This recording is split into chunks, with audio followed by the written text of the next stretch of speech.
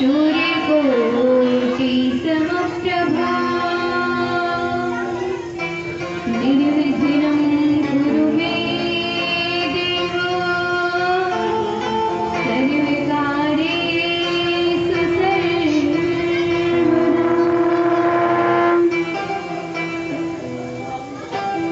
जयन्ती मंगलाकाली भद्रकाली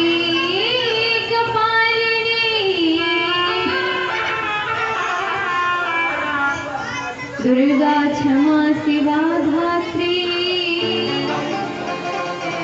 स्वाहा सदा नमोस्तुते। अखण्डमण्डलाकारं व्याप्तमेन चराचरं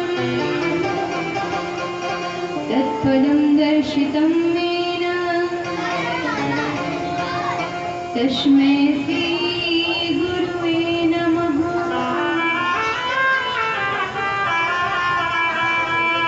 नारायणं नमस्कृत्य नरं चैव नरोत्तमं देवीं सरस्वतीं व्यासं ततो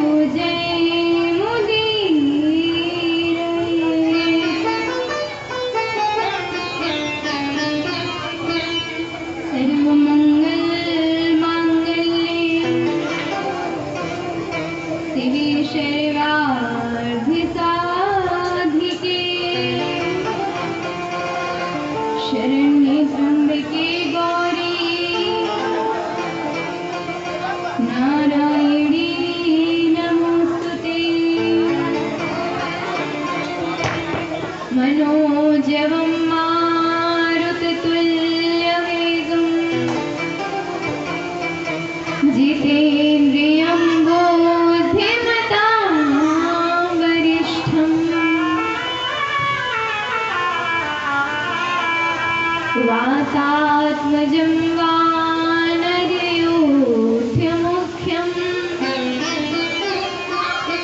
श्रीरामदूतं शरणं प्रपद्ये।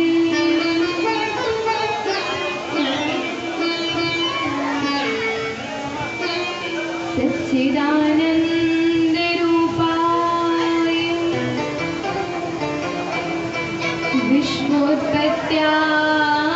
विश्वोत्पत्त्यादिहेतवे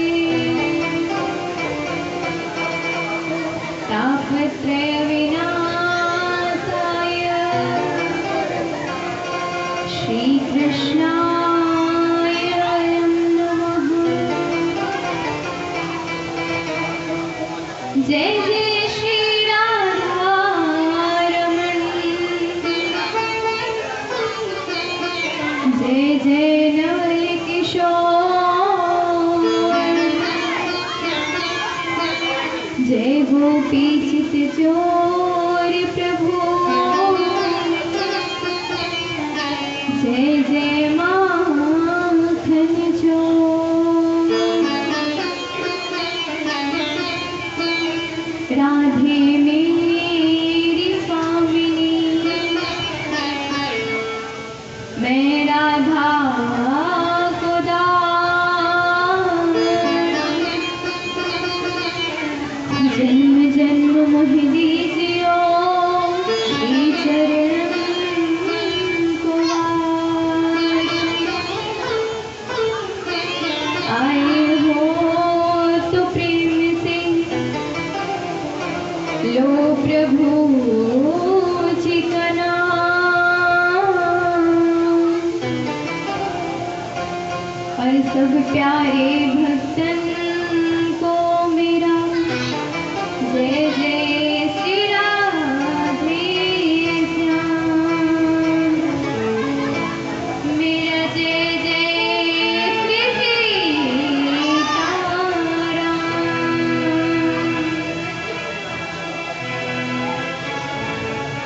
अनंत कोटि ब्रह्मांड नायक अचिंत्य कल्याण गुणगण निधान सर्वेश्वर सर्वाधिपति अकारण करुणावरुणालय अकारण करुणाकारक सकल जन कलेशापहारक परात्पर परब्रह्म परम पिता परमात्मा श्री राधा गोविंद सरकार के चरणों में मेरा कोटि कोटि प्रणाम। पूजनीय माता पिता गुरुदेव भगवान के चरणों में मेरा कोटि कोटि प्रणाम एवं 33 कोटि देवताओं के चरणों में मेरा कोटि कोटि प्रणाम। ग्राम देवता वायु देवता एवं स्थान देवता के चरणों में मेरा कोटि कोटि प्रणाम। अनंत बलवंत श्री हनुमान जी महाराज के चरणों में मेरा कोटि कोटि प्रणाम एवं उनसे आग्रह करती हूँ कि कथा पंडाल में उपस्थित होकर भगवान श्री हरि की श्रीमद् भागवत कथा महापुराण की कथा का श्रवण पान करें एवं अनेकों स्थानों से आए हुए ज्ञानी श्रोतागण एवं जिनका चरित्र माँ सती अनुसुईया माँ सीता के समान है, ऐसी भक्तियों को मेरा जय जय श्री राधे जय जय श्री श्याम। आइए हम सभी बड़े ही भाव के साथ श्रीमद् भागवत कथा की कथा में प्रवेश करेंगे, परंतु उससे पूर्व हम सभी अपनी मन तथा वाणी को पवित्र करेंगे। और मन और वाणी कब पवित्र होता है? कल बताया था जब भगवान नाम संकीर्तन करते हैं। तो आइए हम सभी बड़े ही भाव के साथ मीठी मीठी तालियों की सेवा करते हुए भगवान नाम संकीर्तन करेंगे। जय जय राधा रमण हरि बोल, जय जय राधा रमण हरि बोल, जय जय राधा रमण हरि बोल, जय जय राधा रमण हरि बोल, जय जय राधा रमण हरि बोल, जय जय राधा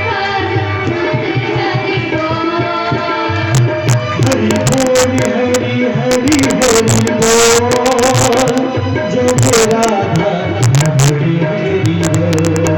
ओ हरि बोल हरि हरि हरि बोल, जय जय राधा हरि हरि बोल, जय जय राधा हरि हरि बोल, जय जय राधा हरि हरि बोल, जय जय राधा हरि हरि बोल, जय जय राधा हरि हरि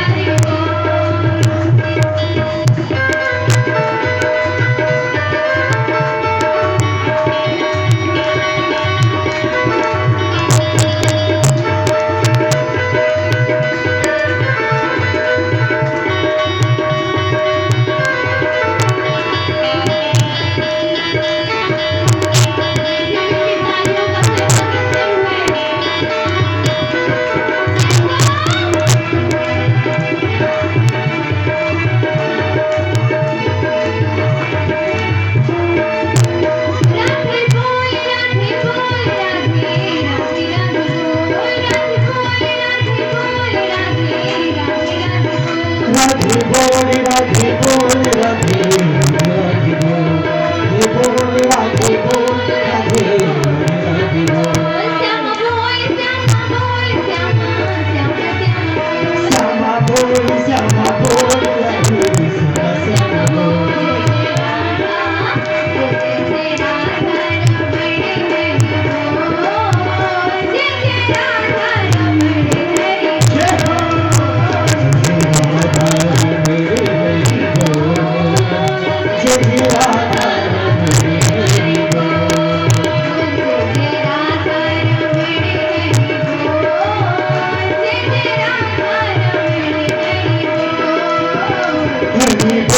हरि हरि हरि बोल, हरि बोल हरि हरि हरि बोल, जय जय राधा हरि हरि बोल, जय राधा हरि हरि बोल, जय जय राधा हरि हरि बोल।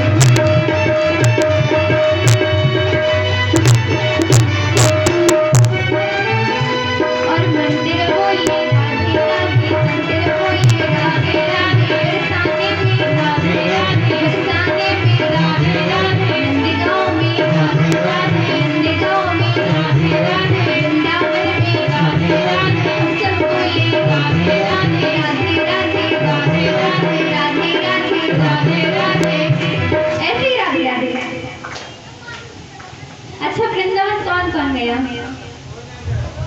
कोई नहीं गया? जो वृंदावन गए हैं तो अच्छी बात है। यदि कोई नहीं गया तो आज उसके लिए यही वृंदावन है, क्योंकि वृंदावन में क्या होता है? राधे राधे। और यहाँ क्या हो रहा है? राधे राधे। किसी ने बहुत ही सुंदर शब्दों में कहा कि नीम का पेड़ किसी चंदन से कम नहीं, और आज ये ग्राम किसी वृंदावन से कम नहीं। ठीक है, तो सभी लोग को राधे राधे बोलना है। वृंदावन में भी राधे राधे और यहाँ भी राधे राधे। वृंदावन में राधे, वृंदावन में बरसाने में, बरसाने में, बरसाने में मन मेरा बोले, हम सब बोले राधे राधे। इस तरह ही बोलना है, बहुत होशियार बन देंगे लोग, अलग अलग बोली पे बताते हैं।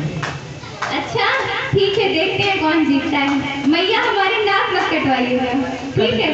टेंशन मत लीजिएगा, कट जाएगी तो मल्लम पट्टी से ठीक भी हो जाएगा। नहीं नहीं, आपको ठीक है, जीतना है आप लोगों को। मन मेरा बोले, तन मेरा बोले, बरसाने में। एक एक लोग बोलिए, पहले मैया बोले फिर भैया लोग, ठीक है? मैया लोगों की बारी है। मन मेरा बोले। अच्छा बताइए, खाना खा के आए कि नहीं? बोलिए फिर। मन मेरा बोले, बरसाने में हम सब बोले राधे राधे, श्याम मिला दे। अच्छा पता है, जो राधे राधे बोलता है क्या होता है? जो राधे राधे बोलता है उनको कृष्ण कन्हैया मिल जाते हैं।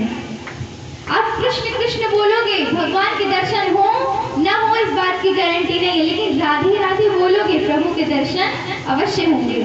तो भैया बोलेंगे सभी लोग। भैया ध्यान से सुन लेना, अगर रात से खाना हो तो मेरे पास आ जाना, पर बोलना तेजी से। मडवे बोले, कटवा दिए लगता है। राधे राधे। मन मेरा बोले, तन मेरा बोले, कुछ गले में, बरसाने में। ये ऐसी राधे राधे नहीं, राधे राधे। हो गया, जीत गए हैं। अब आइए सब लोग फिर भी बोलते हैं। मडवे बोले राधे राधे राधे राधे राधे राधे राधे राधे राधे राधे राधे राधे राधे राधे राधे राधे राधे।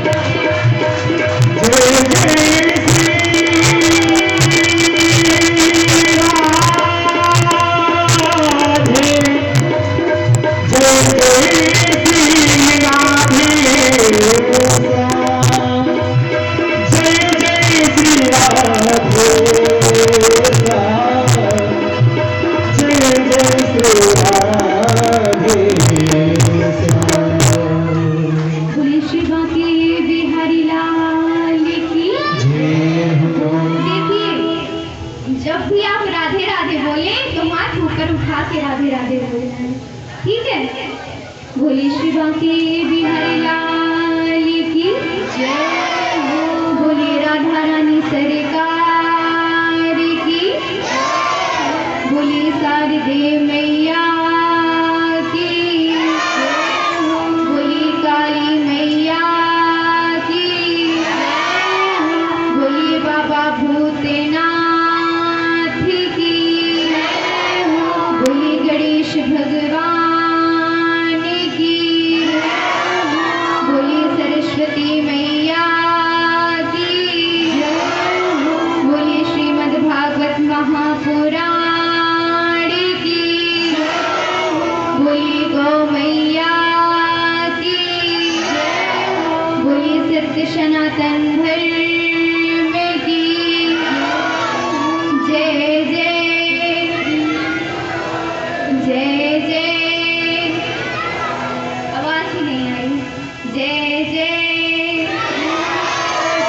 जय जय।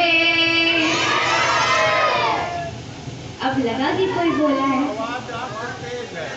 लेकिन आपको माइक है, उनके पास भैया के पास माइक है। आइए हम सभी बड़े ही भाव के साथ आज के सुंदर सी कथा में प्रवेश करेंगे। आप सभी ने आज श्रवण किया कि किस प्रकार से भगवान श्री कृष्ण ने उत्तरा के गर्भ में प्रवेश करके राजा परीक्षित के प्राणों की रक्षा की थी और किस प्रकार से माता कुंती ने प्रभु से दुख मांगा कि प्रभु मुझे सुख नहीं चाहिए, मुझे तो दुख ही चाहिए, क्योंकि दुख में तो सब आपको याद करते हैं और सुख में सब भूल जाते हैं। मान लीजिए आप यात्रा कर रहे हैं, आप प्लेन में बैठे हुए हैं, अब आपको अचानक से पता चले कि ये प्लेन ब्लास्ट होने वाला है, तो आप क्या कहोगे? हे प्रभु आज बचा लो, आज बचा लो, 5 किलो लड्डू चढ़ा देंगे, है ना? आप यही बोलते हैं। तो जब हम पर विपत्ति आती है, हम तभी भगवान को याद करते हैं और सुख में तो उसी में मस्त रहते हैं, भगवान को याद ही नहीं करते। तो आपने बड़ी ही सुंदर कथा जो श्रवण पान की। जब मैया उत्तरा स्वस्थ हो जाती हैं, तो एक दिन भगवान श्री कृष्ण क्या देखते हैं कि जो महाराज युधिष्ठिर थे बड़े दुखी थे। और क्यों दुखी थे? क्योंकि महाभारत में सबका सर्वनाश हो चुका था। उन्होंने लड़ाई तो की, परंतु उन्हें दुख हो रहा था कि बताओ आज मेरे भाई ही नहीं बचे। तो वो उनको याद करके रो रहे थे। तभी भगवान श्री कृष्ण उनके पास जाते हैं और कहते हैं, भैया युधिष्ठिर आप मेरे साथ चलिए। और आज भगवान श्री कृष्ण 5 पांडवों को, माता कुंती को तथा द्रौपदी मैया को लेकर के भीष्म पितामह जी के पास जाते हैं, जो बाणों की सैया में लेटे हुए हैं। जैसे ही भीष्म पितामह जी के पास आज 5 पांडव पहुंचे, तो पितामह जी कहते हैं, युधिष्ठिर तुम अकेले आए हो? युधिष्ठिर जी ने कहा, नहीं पितामह, ये देखिए हम सभी 5 पांडव खड़े तो हैं आपके आगे। पितामह कहते हैं, अरे मैं तो कृष्ण की बात कर रहा हूँ। कहते हैं अच्छा। कहते हैं ये खड़े हैं कृष्ण। आज भीष्म पितामह जी बोले, तुम जानते हो ये कृष्ण कौन है? तो अर्जुन ने जवाब दिया, अरे अरे ये तो मेरे सारथी हैं। युधिष्ठिर जी ने कहा, ये मेरे सलाहकार हैं। नकुल और सहदेव बोले, अरे ये तो हमारे रिश्तेदार हैं। भीम भैया ने कहा, ये हमारे मित्र हैं। जैसे ही सबके जवाब सुने तो आज भीष्म पितामह जी हंसते हैं, अच्छा ये आपने तो इनके साथ संबंध ही स्थापित करके रखे हैं, परंतु क्या जानते हो कौन है ये? कहते नहीं पितामह, हम तो नहीं जानते कौन है ये। पितामह जी कहते हैं, अच्छा तुमने एक बात का ध्यान दिया? युधिष्ठिर जब महाभारत का युद्ध हो रहा था, तो कृष्ण ने शस्त्र नहीं उठाया, परंतु अपनी मंद मंद मुस्कान से सब पर तीर चलाए, क्योंकि कृष्ण की मुस्कान ही इतनी प्यारी है कि सब लोग मोहित हो जाएं।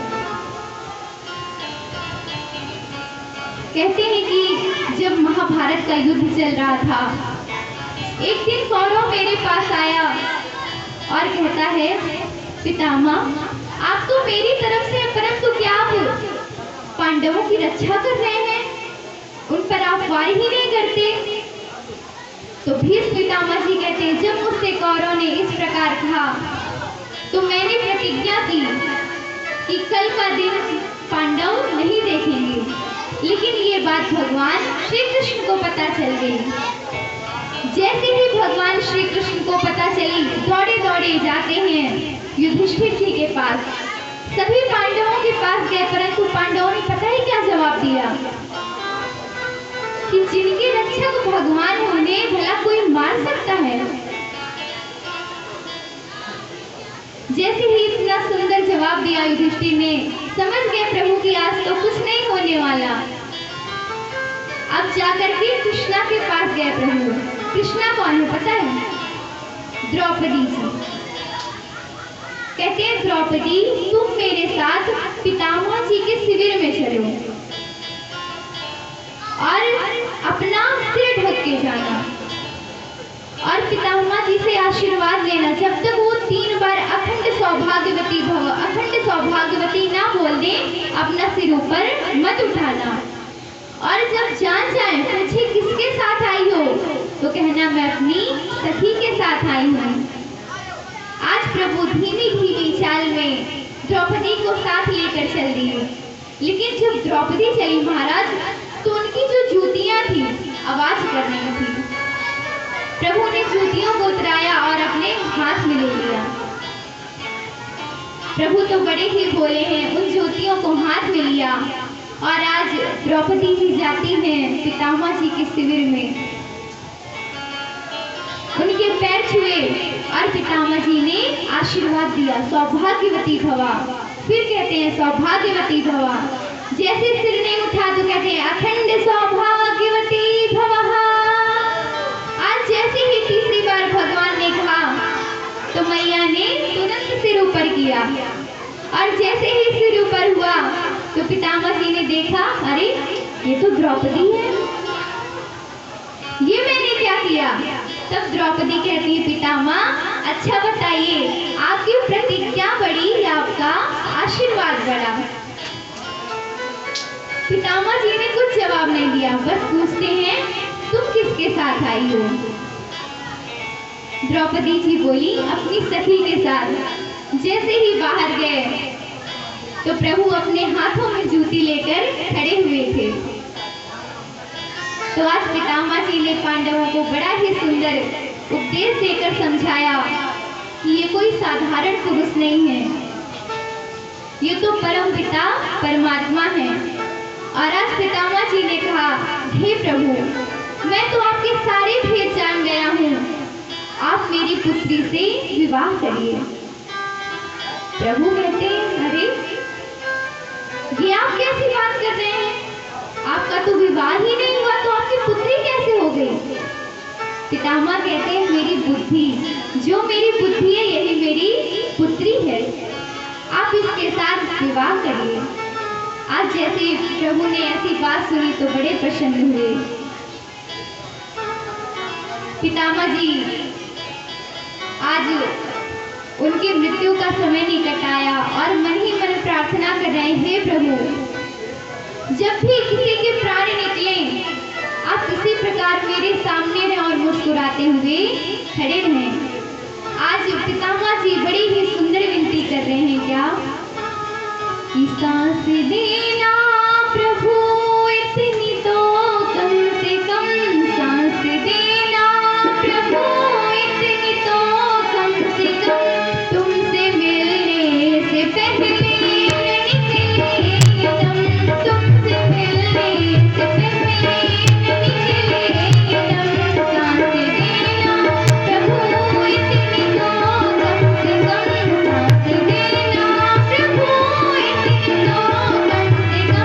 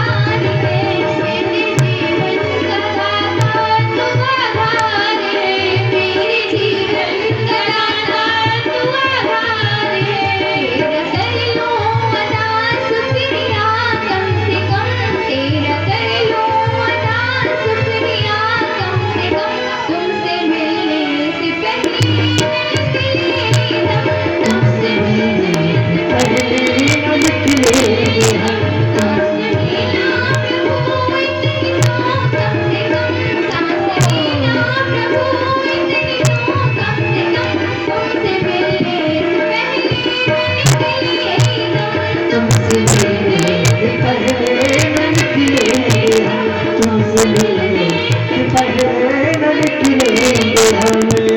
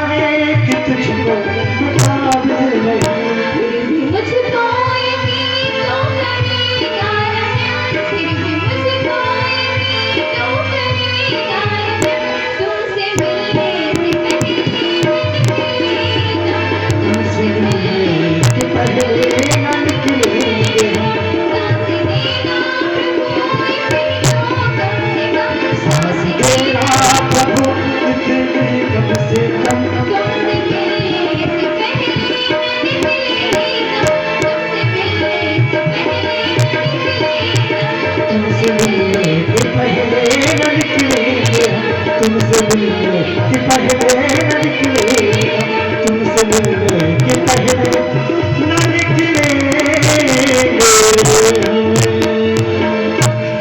बोली शिवा की बिहारी लाल की जय हो। बोलिए राधा रानी सरकार की जय हो। बोलिए श्रीमद् भागवत महापुराण की जय हो। बोलिए शारदे मैया की जय हो।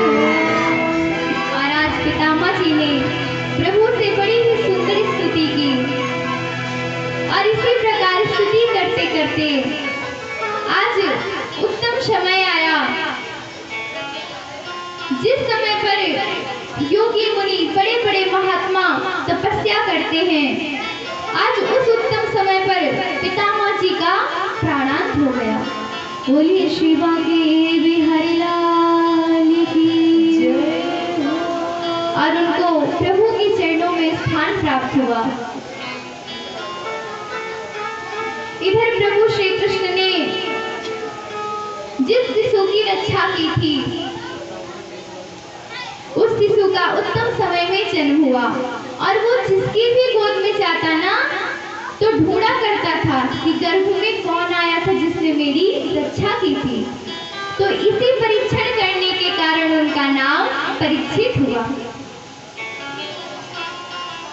इधर जब भीष्म पितामह जी का देहांत हुआ तो आज प्रभु सबसे आज्ञा लेते हैं और कहते हैं बुआ जी मुझको आज्ञा दीजिए और मैं द्वारिका जा रहा हूँ। प्रभु द्वारिका चले गए और उनके साथ भैया अर्जुन भी गए हुए थे। इधर जब काफी समय व्यतीत हो गया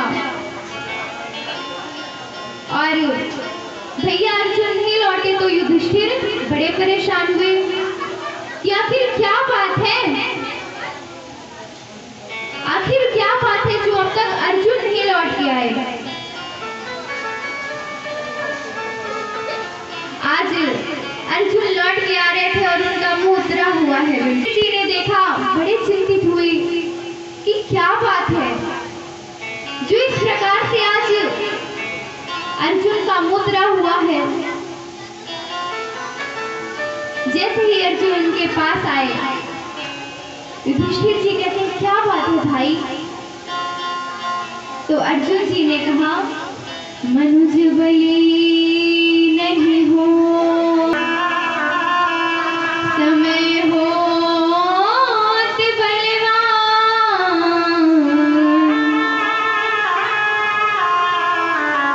और भीलन लूटी गोपिका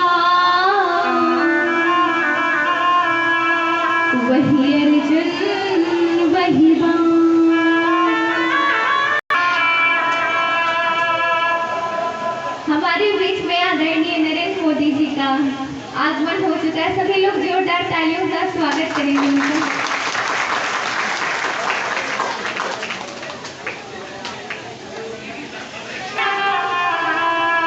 इधर जब भैया अर्जुन ने बताया कि प्रभु जी का स्वधाम गमन हो चुका है तो सबको बड़ा दुख हुआ।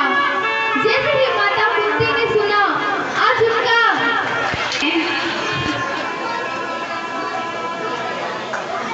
आदरणीय नरेंद्र मोदी जी का बहुत बहुत स्वागत है। बोलिए राधा रानी सरकार की।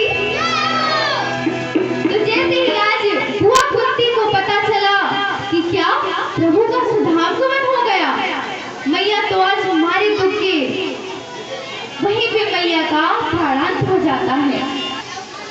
इधर जैसे ही सभी पांडवों ने सुना, उनसे भी रहा नहीं गया और उन्होंने परीक्षित जी का राज्याभिषेक किया और वो भी स्वर्गारोहण की यात्रा करते हैं। सारे पांडव चले गए, इधर धृतराष्ट्र और गांधारी भी चले गए। अब बचे राजा परीक्षित जी। जैसे ही परीक्षित जी बड़े हुए, वो धर्म के मार्ग पर चलते थे। महाराज को राधे कथा आती है कि एक बार एक भैया और भाभी जी थे, कहीं घूमने गए थे तो फिर उनके गाड़ी का तेल खत्म हो गया तो उन्होंने सोचा पेट्रोल पंप से पेट्रोल भरवा लिया जाए। अब जैसे ही पेट्रोल पंप के पास पहुंचे तो भाभी जी को बाहर ही उतार दिया और अकेले अंदर गए, तेल भरवाया और बाहर आकर के भाभी जी को फिर बिठाया और वहां से चले गए। दूसरे दिन फिर वो आए। ये सारी क्रिया को एक व्यक्ति देख रहा था। जब दूसरे दिन वो आए तो उस व्यक्ति ने पूछा, भाई साहब एक बात बताइए, कल आप भाभी जी को लेके आए थे, आपने पेट्रोल भरवाया तो उन्हें अंदर ही क्यों नहीं लेके गए? तो कहते अच्छा जानना है, धीरे रहना, शांत रहना। कहता अच्छा इतनी बड़ी बात है? कहते देखो सामने एक बोर्ड लगा है। कौन सा बोर्ड? अरे पढ़ो इसमें क्या लिखा है। उस बोर्ड में पता है क्या लिखा था? आग लगाने वाली चीजों को दूर रखें। मतलब भाभी जी आग लगाने वाली है। बोलिए राधे राधे। आइए एक दिन राजा परीक्षित जी विचार करते हैं कि मेरा राजपाट कैसा चल रहा है, मुझे देखना चाहिए। ऐसे विचार से एक दिन भ्रमण में निकले तो क्या देखते हैं कि एक काले कलर का व्यक्ति था जो एक मैया को मार रहा था। उन गौ माता के पास एक 3 पैर का बछड़ा खड़ा था। जैसे ही आज परीक्षित जी ने देखा, कहते हैं अरे तुम गाय माता को क्यों मार रहे हो? इन्होंने क्या किया है? क्या बुरा किया तुम्हारे साथ जो तुम इन पर इस प्रकार से प्रहार कर रहे हो? आज जैसे ही वो काले रंग का व्यक्ति, पता है कौन था? कलयुग था। आज जैसे ही उस व्यक्ति ने परीक्षित जी की आवाज सुनी, जाकर के उनके चरणों में गिर जाता है। कहता है प्रभु मुझे क्षमा कर दीजिए, मुझे क्षमा कर दीजिए। क्या करूं?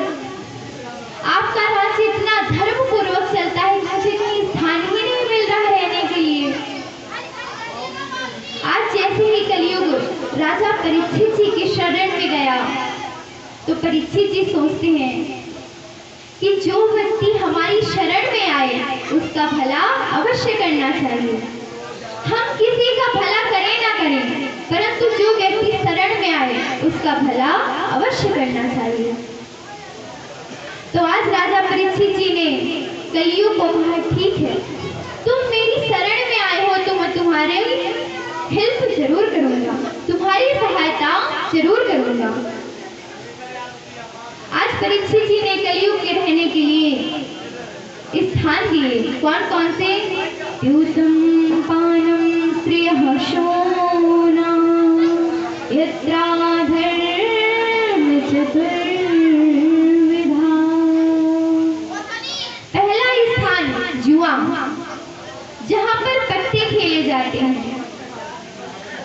वहां पर कलयुग का वास होता है। दूसरा स्थान जहां पर व्यभिचार होता है, यानी कि जहां पर स्त्री प्रसंग होता है, वहां पर कलयुग का वास होता है। तीसरा स्थान मदिरापान, जिस स्थान पर शराब पी जाती है वहां पर कलयुग का वास होता है। और चौथा स्थान जहां पर हिंसा होती है, प्रायः लड़ाई झगड़े होते हैं, भाई भाई आपस में लड़ते हैं, मनुष्य एक दूसरे से बिना किसी बात पर लड़ाई झगड़ा करते हैं, वहां पर कलयुग का वास होता है। जैसे ही आज कलयुग ने चारों स्थानों को सुना तो कहता है, अरे ये तो आपके ग्राम में है ही नहीं, आपने इतना धर्म का शासन किया है कि मैं कहाँ रहूं, मुझे एक अच्छा स्थान तो दे दीजिए। आज जैसे ही कलयुग ने इस प्रकार की याचना की तो कहते हैं परीक्षित जी, ठीक है, अच्छा मैं तुमको 5वां स्थान स्वर्ण देता हूँ, यानी कि सोना। तो सोने में कलयुग का वास होता है। किसके किसके घर में है सोना? हाथ उठाइए। कोई नहीं उठाएगा। अरे उठाइए तो, किसके सबके घर में होता है। अच्छा बताइए, किसको किसको भगाना है कलयुग? अपने अपने सोने का कलयुग किसे भगाना है? हाथ उठाइए। अरे घर में रखा होगा या आपके पास होगा, कलयुग भगाना है सोने का, क्योंकि सोने में तो कलयुग का वास होता है। राजा परीक्षित जी ने स्थान दिया है, तो किसे किसे भगाना है? हाथ उठाइए भाई। कोई नहीं भगाना चाहता। भाई कलयुग का वास है आपके सोने में, हम उपाय बताएंगे। हाथ उठाइए तो उपाय बताएंगे। आपको भगाना है और किसे किसे भगाना है? हाथ उठाइए, जिसे जिसे भगाना हो। उधर किसे किसे भगाना है? मैया लोगों की तरफ, बस इतने लोगों को भगाना है।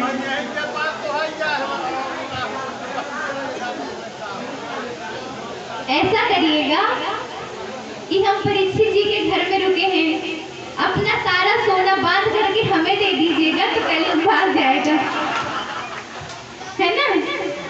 आपका कलयुग हमारे पास आ जाएगा। सारा सोना हमें दे दीजिएगा। नहीं नहीं, ऐसा बिल्कुल मत करिएगा, ये तो हमने ऐसे ही बोल दिया। पता है किस सोने में कलयुग का वास होता है? जो लड़ाई के द्वारा, हिंसा के द्वारा लाया हुआ सोना होता है। जो लड़ाई झगड़ा करके, चोरी करके लाया जाए सोना, उसमें कलयुग का वास होता है, सब में नहीं होता। जो धर्म पूर्वक धन कमाया जाता है, धर्म पूर्वक सोना कमाया जाता है, उसमें नहीं होता। केवल चोरी वाले में और हिंसा से लाया गया सोना में कलयुग का वास होता है। आज परीक्षित जी ने कलयुग को इन 5 स्थानों में जगह दी, और आजकल तो प्रायः ये 5 ही स्थान पाए जाते हैं, तो सभी जगह कलयुग का वास है, सभी जगह कलयुग रहता है ना? अच्छा, हम कुछ मैया को देख रहे हैं, ऐसे किए हैं। नींद आ रही है क्या? बताइए, नींद आ रही है क्या? अभी बहुत सुंदर सुंदर झांकियां हैं, सोइएगा मत, अभी बहुत सुंदर सुंदर झांकियां आएंगी। आइए हम सभी कथा में प्रवेश करते हैं।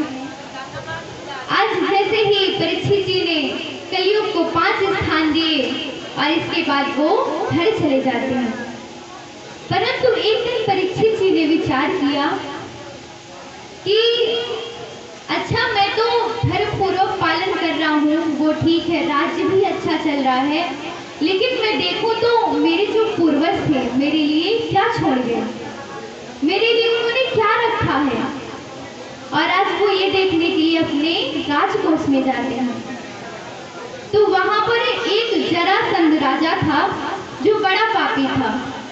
भीमसेन ने उसे जीतकर वो मुकुट लाए थे, तो वहां पर जरासंध का मुकुट रखा हुआ था, और वो मुकुट जो जरासंध ने बनवाया था, हिंसा से बनवाया था। हिंसा करता था, लोगों को मारता था, चोरी इसीलिए जो मुकुट था ना जरासंध का, उसमें कलयुग बैठा हुआ था। आज जैसे ही परीक्षित जी ने उस मुकुट को देखा तो मुकुट देखकर बड़े मोहित हो गए और आज उसको अपने सिर पर धारण कर लिया। जैसे ही उस मुकुट को धारण किया तो विचार करते हैं कि चलो आज मैं शिकार करके आता हूँ। अच्छा, आज तक परीक्षित जी ने कभी भी शिकार नहीं किया। अपने जीवन में उन्होंने कभी भी शिकार नहीं किया था, लेकिन कलयुग का प्रभाव तो देखिए। मुकुट धारण करते हुए उन्हें लगा कि मुझे शिकार करना चाहिए। अब जिस व्यक्ति ने कभी शिकार ना किया हो वो क्या मारेगा? आज परीक्षित जी वन में जाते हैं और वन में जाकर के 2-4 पशुओं को मारा, कईयों को ऐसे ही छोड़ दिया। इसके बाद उनको बहुत जोरों की प्यास लगी। जैसे ही प्यास लगी तो पास में एक आश्रम था, समीक ऋषि का आश्रम था। जाते हैं कि मुझे यहाँ पर पानी मिल जाएगा। वहां पर समीक ऋषि जी तपस्या कर रहे थे। राजा परीक्षित ने सोचा कि इन्होंने मुझे देखकर समाधि लगा ली है, ताकि मैं आऊं तो मुझे इनकी सहायता न करनी पड़े। तो परीक्षित जी ने विचार किया कि यदि इनकी सचमुच की समाधि होगी तो मैं इनसे याचना करता हूँ, ये नहीं उठेंगे। यदि ये झूठ मूठ बैठे हुएंगे तो उठ जाएंगे। उन्होंने याचना की, हे ऋषि मुनि, मुझे जोरों की प्यास लगी है, मुझे पानी दे दो, मुझे पानी दे दो। आज जैसे ही समीक ऋषि ने नहीं सुना, राजा परीक्षित जी को क्रोध आ गया, बड़े क्रोधित हो गए। और महाराज पता है, वहां पर एक मरा हुआ सांप पड़ा था।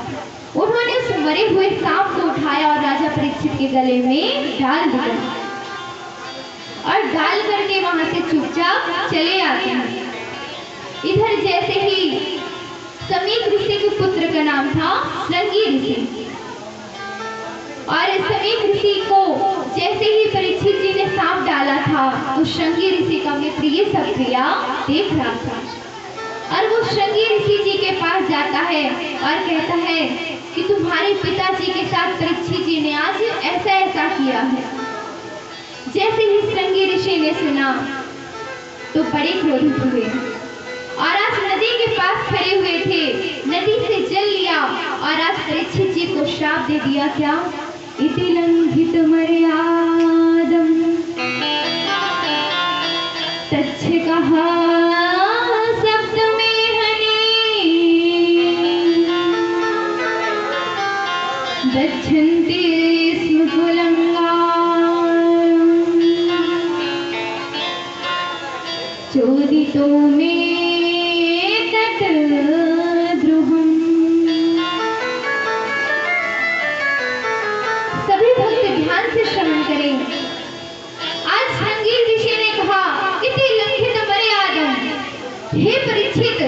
तुमने मर्यादा का उल्लंघन किया है। जाओ, आज मैं तुम्हें श्राप देता हूँ कि 7 दिनों में तुम्हारी तक्षक के डसने से मृत्यु हो जाएगी और तुम मर जाओगे।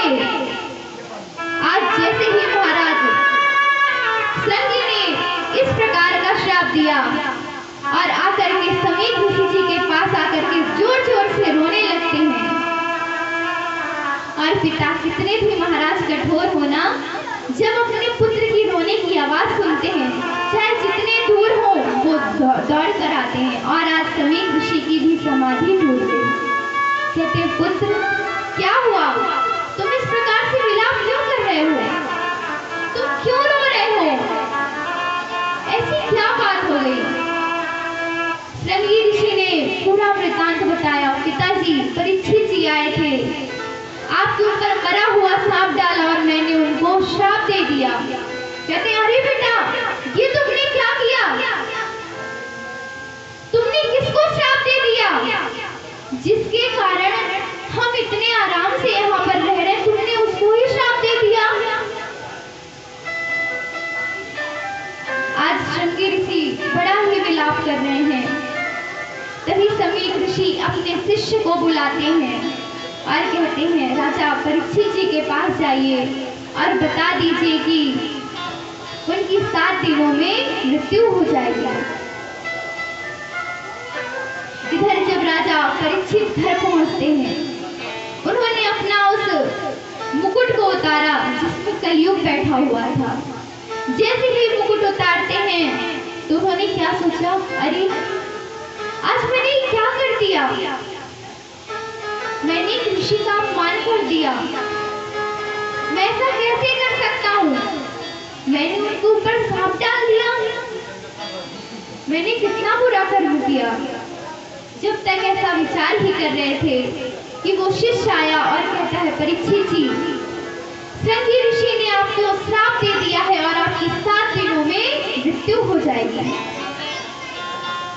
आप जो करना चाहते हैं इन 7 दिनों में कर लीजिए। आज महाराज जैसे ही परीक्षित जी को ये पता चला, मन में आज विचार कर रहे हैं कि सच में इस जिंदगी का कुछ भरोसा नहीं है। हमने जो सालों साल की प्लानिंग कर रखी है ना, उसका कोई मतलब नहीं है, क्योंकि इस जिंदगी का कोई भी भरोसा नहीं है। परीक्षित जी विचार कर रहे हैं, क्या भरोसा है इस जिंदगी का, साथ देते नहीं है किसी का, क्या भरोसा है इस जिंदगी का, साथ देते नहीं है किसी का, क्या भरोसा इस जिंदगी का, क्या भरोसा है इस जिंदगी का।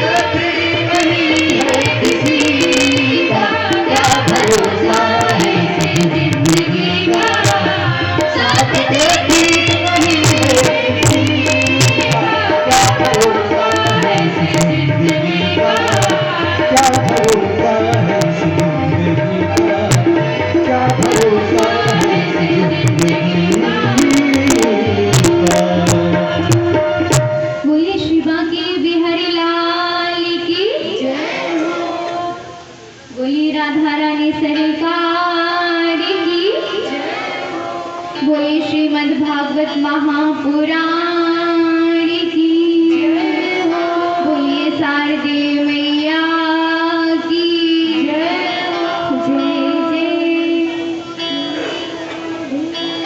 जय जय। आज परीक्षित जी ने विचार किया कि सही बात है, अपनी जिंदगी का कोई भरोसा नहीं, क्योंकि समान 100 बरस का और कल की खबर नहीं। अपना सोचा कुछ नहीं, प्रभु का सोचा तत्काल। अभी यहाँ पर बैठे हैं हम लोग, 1 घंटे बाद 2 घंटे बाद रहे ना रहे, हमारे साथ क्या हो किसी को कुछ भी नहीं पता। आज परीक्षित जी ने जैसे ही सुना कि मुझे 7 दिन में मृत्यु का श्राप लगा है, तुरंत सारा राजपाट अपने पुत्र जन्मेजय को सौंपते हैं और सारा राजपाट सौंप करके स्वयं वन में चले जाते हैं। वहां पर पावन नदी के तट पर जाते हैं, जहां पर अनेकों ऋषि विद्यमान हैं। आज जैसे ही परीक्षित जी नदी के पावन तट पर पहुंचे, सारे ऋषियों को प्रणाम किया और सबसे पूछा, हे ऋषियों, जिसकी 7 दिन में मृत्यु होने वाली है उसे क्या करना चाहिए? उस व्यक्ति को क्या करना चाहिए कि उसे प्रभु की प्राप्ति हो जाए? आज परीक्षित जी ने सभी ऋषियों से प्रश्न किया, परंतु किसी ने उत्तम जवाब नहीं दिया। तभी वहां पर श्री शुकदेव मुनि महाराज का आगमन होता है। बोलिए श्री शुकदेव मुनि महाराज की जय। आज जैसे ही श्री शुकदेव जी का आगमन हुआ, सारे ऋषि खड़े हो जाते हैं। पता है शुकदेव जी की आयु बहुत छोटी है, परंतु उनका ज्ञान अपार है। मनुष्य अपनी आयु से छोटा या बड़ा नहीं होता, मनुष्य अपने ज्ञान से छोटा या बड़ा होता है। अगर बहुत बड़ा इंसान है, बहुत बूढ़ा है, उसके पास बोलने का तरीका ही नहीं है, तो ऐसी उम्र का क्या फायदा? तो व्यक्ति अपने ज्ञान से बड़ा होता है, ना कि उम्र से। जैसे ही आज श्री शुकदेव जी का आगमन हुआ, सभी ने प्रणाम किया और आप सभी ने श्री शुकदेव जी का पूजन किया, उन्हें उत्तम आसन में बिठाला। जैसे आज श्री शुकदेव जी कुशल पूर्वक बैठ गए, तो आज राजा परीक्षित जी शुकदेव जी के चरणों में गिर जाते हैं और कहते हैं, हे प्रभु, मेरी 7 दिनों में मृत्यु होने वाली है और मुझे ऐसा क्या करना चाहिए कि जिसके करने से मैं प्रभु को प्राप्त करूं? आज जैसे ही परीक्षित जी ने इस प्रकार पूछा, बहुत प्रसन्न हुए। श्री शुकदेव जी आज बहुत प्रसन्न होते हैं, कहते हैं क्या? वरियाने सिते कृष्णः कृतो लोकहितं नृपा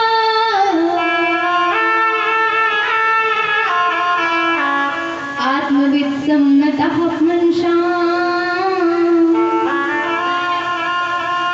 श्रोतव्यादिषु यः परः।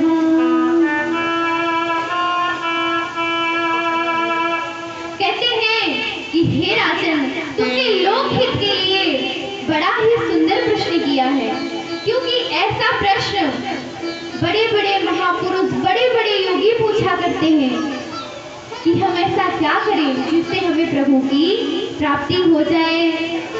तो आज श्री शुकदेव जी ने बड़ा ही सुंदर जवाब दिया, तस्माद् भारत सर्वात्मा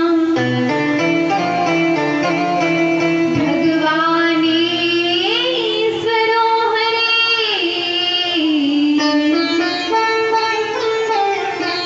श्रोतव्या कीर्तितव्यस्य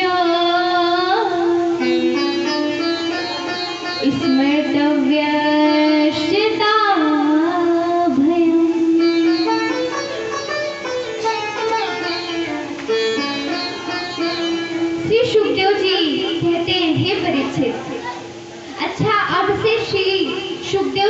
कथा सुनाएंगे और परीक्षित जी के प्रश्न होंगे। श्री सुखदेव जी ने कहा, राजा परीक्षित, तुमने लोकहित के लिए बड़ा ही सुंदर प्रश्न किया। जिसकी मृत्यु होने वाली हो ना, उसे पता है क्या करना चाहिए।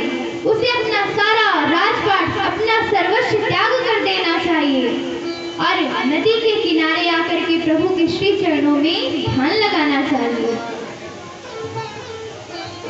क्योंकि जिसने अपने जीवन में प्रभु की कथाओं का श्रवण पान नहीं किया ना, तो उसका जीवन व्यर्थ है। क्यों? जिन्हें हरि कथा सुनी नहीं गाना, श्रवण रंधे यही भवन समाना। राम सिया राम, सिया राम, जय जय राम राम। सिया राम, सिया राम, जय जय राम।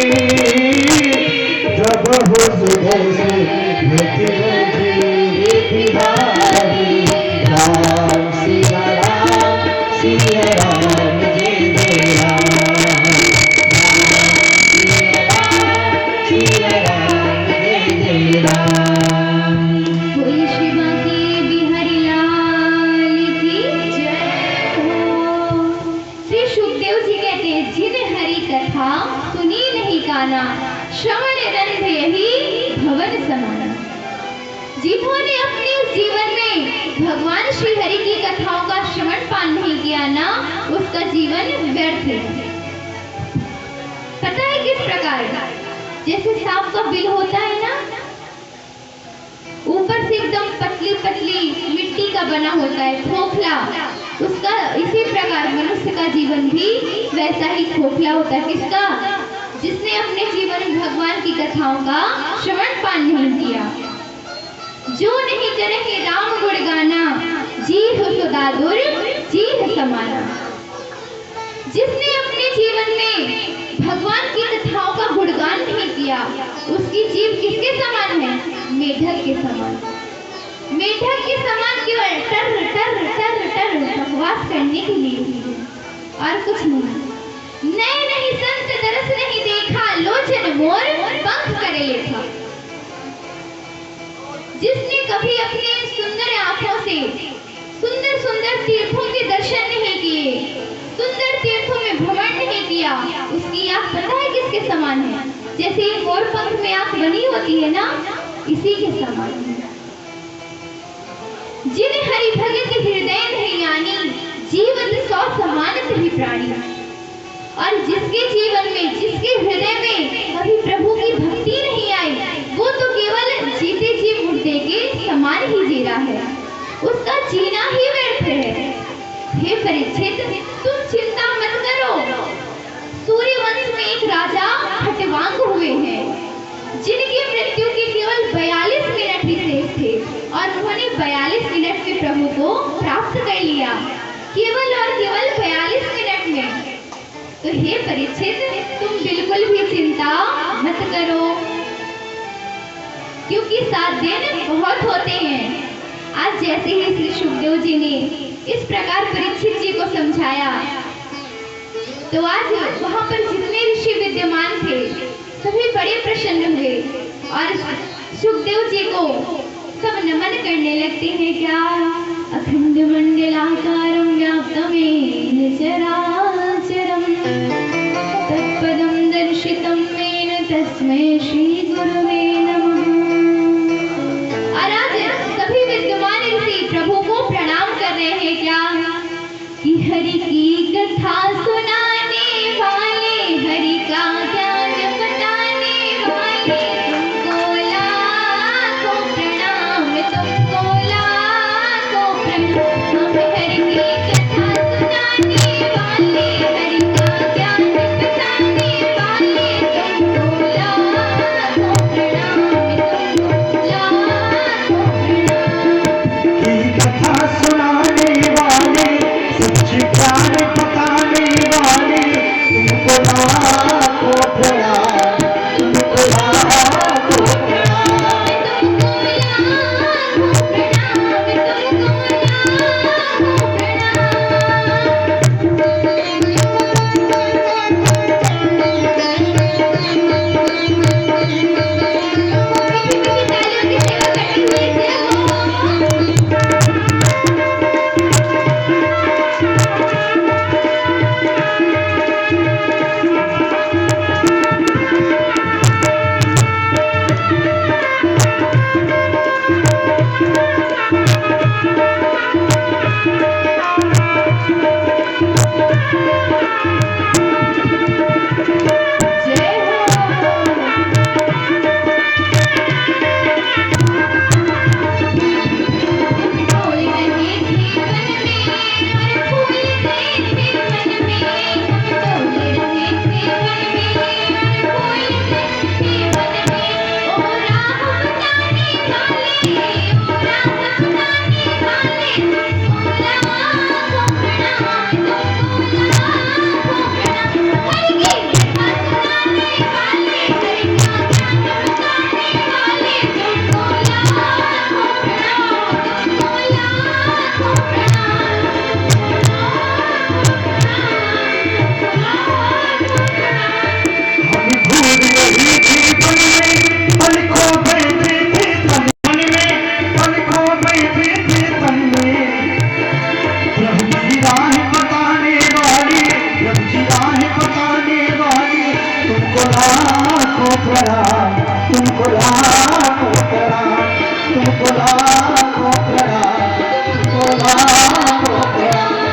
की कथा सुनाने वाले, सच ज्ञान बताने वाले, तुमको लाखों प्रणाम, तुमको लाखों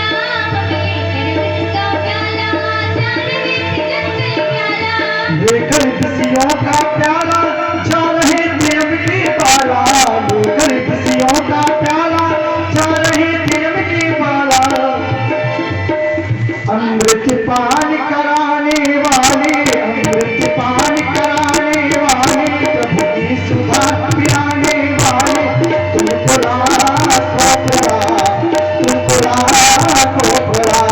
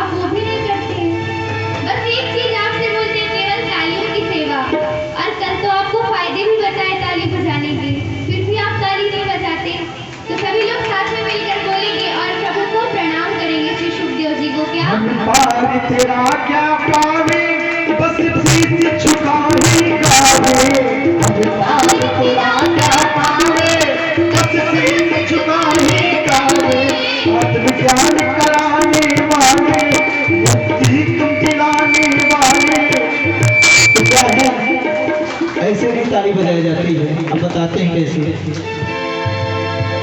तुमको लाखों प्रणाम तुमको लाखों प्रणाम दीदी जी को बता दीजिए कि गाना भी गाया जाता है गाना भी गाया जाता है फिर आप लोग तो भोजन भी करके आए हैं तो गाते भी हैं और ताली भी बजाना है आपको ठीक है गाते भी रहिए और ताली भी बजाते रहिए साथ मिलकर गाएंगे क्या हरि की कथा सुनाने वाले हरि का ज्ञान बताने वाले तुमको लाखों प्रणाम तुमको लाखों प्रणाम तुमको लाखों प्रणाम तुमको लाखों प्रणाम हरि की कथा सुनाने वाले हरि का ज्ञान बताने वाले तुमको लाखों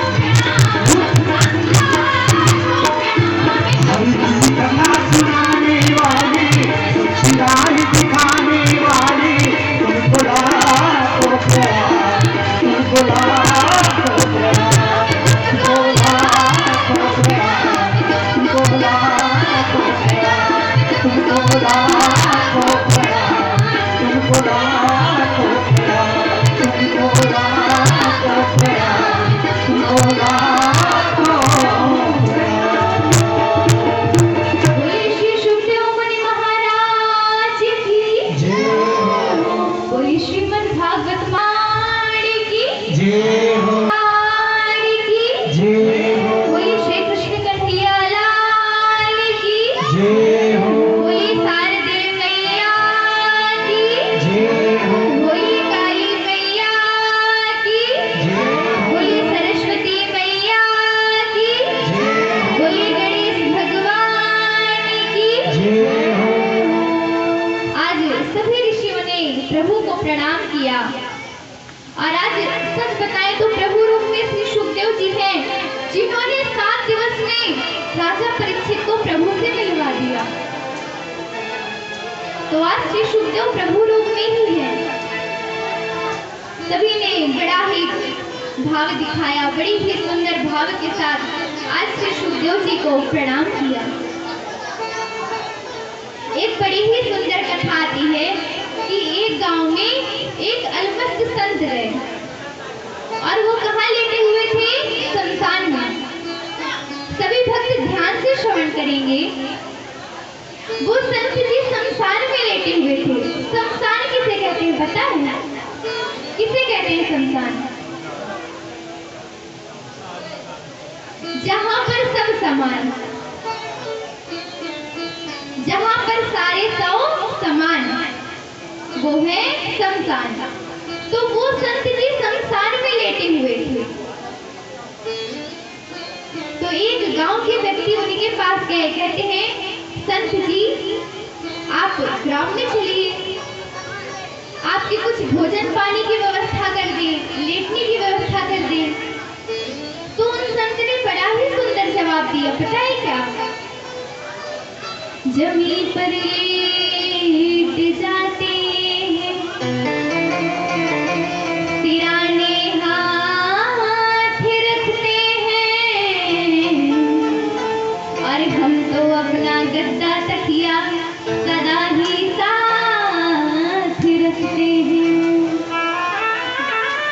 उन व्यक्ति ने कहा महाराज जी यदि आप भोजन नहीं कर रहे हैं तो कुछ गद्दे तकिया का इंतजाम किया जाए उन्होंने कहा नहीं नहीं भैया कोई आवश्यकता नहीं है हम तो गद्दा तकिया रजाई सब साथ रखते हैं जमीन पर लेट जाते हैं सिराने हाथ रखते हैं हम तो अपना गद्दा तकिया सदा ही साथ रखते हैं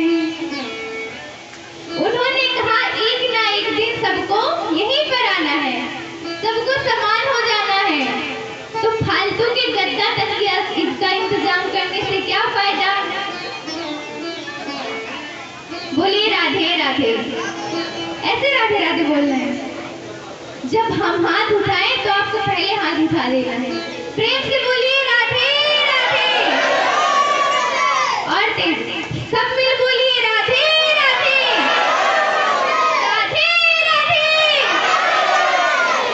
तो आज बड़ी ही सुंदर कथा कही श्री सुखदेव जी ने परीक्षित जी से। इसके बाद परीक्षित जी आज सुखदेव जी से प्रश्न कर रहे हैं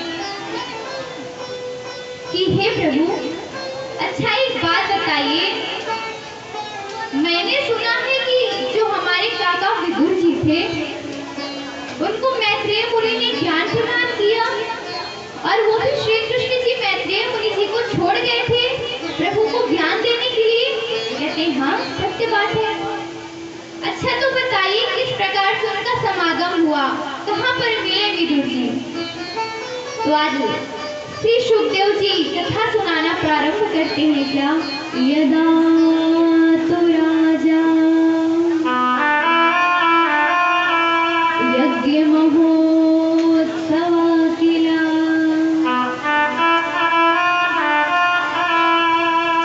कहते हैं कि जब सारे पांडवों ने इंद्रप्रस्थ नगरी का निर्माण करवाया तो वहां पर बड़े ही सुंदर यज्ञ का आयोजन हुआ।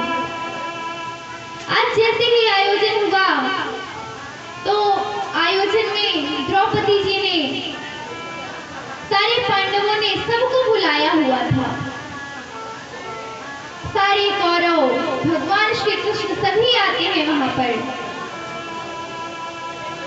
आज जैसे ही भगवान श्री कृष्ण सारे कौरव आए तो गलती से एक बार दुर्योधन को पानी का भ्रम हुआ तो द्रौपदी जी ने उनका उपहास कर दिया, क्योंकि वो भाभी थी।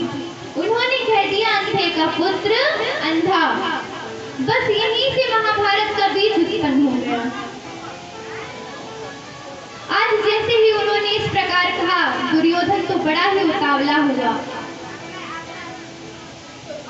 और जाता है मामा शकुनी के साथ मिलकर के छल से जुए में पांडवों का सारा राजपाट छीनता है और द्रौपदी जी के वस्त्रों का हरण भी करता है। परंतु आज प्रभु ने वस्त्रावतार रूप धारण करके द्रौपदी जी की रक्षा की। बोली श्री कृष्ण कन्हैया लाल की जय हो। तो जैसे ही पांडव अपना सर्वस्व हार गए तो उनको 12 वर्ष का वनवास और 1 वर्ष का अज्ञातवास प्राप्त हुआ। अज्ञातवास का अर्थ होता है कि आप जहां भी रहें कोई जानने ना पाए कि आप कहाँ रह रहे हैं, वरना आप फिर से वनवास में जाएंगे। आज जैसे ही सारे पांडव वन की ओर जाते हैं, उन्होंने बड़े कष्ट के साथ, बड़े दुविधा के साथ आज उन्होंने किसी प्रकार 12 वर्ष व्यतीत कर लिए। महाराज जैसे ही आज 13वां वर्ष लगा, यानी कि अज्ञातवास, वो सब विराट की नगरी में जाते हैं। वहां पर कोई रसोइये का काम करने लगा, कोई सलाहकार बन गया, कोई राजा की मदद करने लगा, कोई वन से लकड़ी लाने लगा और द्रौपदी महाराज स्वयं दासी बन गई। सभी भक्त पहले अभी कथा श्रवण करें। झांकी तो दिखाई ही जाएगी आपको, दिखाने के लिए भी आई है।